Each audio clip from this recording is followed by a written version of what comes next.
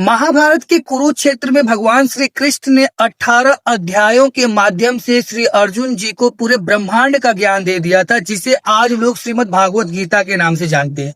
श्रीमद् भागवत गीता का प्रारंभ उसके पहले अध्याय से हुआ था, जिसका नाम है अर्जुन का शोक। श्री अर्जुन जी के कहने पर भगवान श्री कृष्ण उनका रथ दोनों सेनाओं के मध्य में ले जाकर खड़ा कर देते हैं, और जब श्री अर्जुन अपने चारों तरफ अपने आप को अपने ही सगे संबंधियों से घिरा हुआ देखते हैं तो उनके अंदर मोह का जन्म होता है।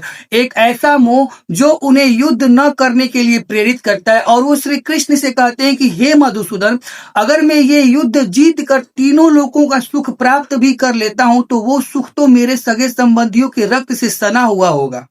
ऐसे सुख का क्या लाभ है मधुसूदन, जब मैं अपने अंदर ये महसूस न कर पाऊं कि इस सुख को मैंने अपने आप प्राप्त किया है। हे श्री कृष्ण, जिस पितामह के गोद में खेलकर मैं इतना बड़ा हुआ हूं, उन्हीं के सीने को मैं अपने बाणों से कैसे छन्नी करूंगा।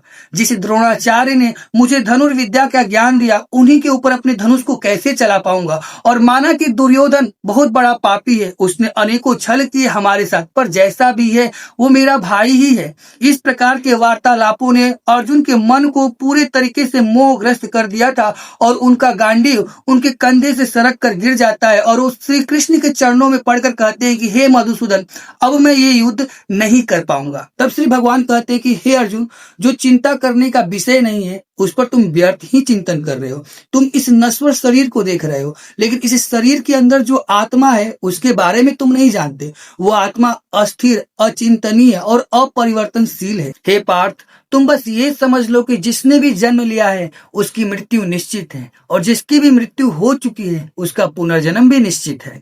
ये शरीर बूढ़े होते हैं, यह शरीर मरता है, लेकिन आत्मा कभी बूढ़ी नहीं होती है, और ना ही उसका अंत होता है। ना ही वायु उसे सुखा सकती है, ना ही अग्नि जला सकती है, ना ही उसे जल गीला कर सकता है, और ना ही कोई अस्त्र शस्त्र उसे काट सकता है। जिस प्रकार हम अपने पुराने वस्त्रों का त्याग करके नए वस्त्र धारण करते हैं, उसी प्रकार ये आत्मा पुराने शरीर का त्याग करके एक नए शरीर में प्रवेश करती है। आत्मा अजर और अमर है, उसका कभी अंत नहीं होता है। हे अर्जुन, इसलिए जो ज्ञानी पुरुष होते हैं वो किसी के मृत्यु पे न तो शोक करते हैं और ना ही किसी के जन्म पर उत्साह मनाते हैं। अतः हे कुंती पुत्र अर्जुन, यह एक निश्चित विषय है जिसके बारे में सोचकर ज्ञानी पुरुष कभी भी शोकग्रस्त नहीं होते हैं।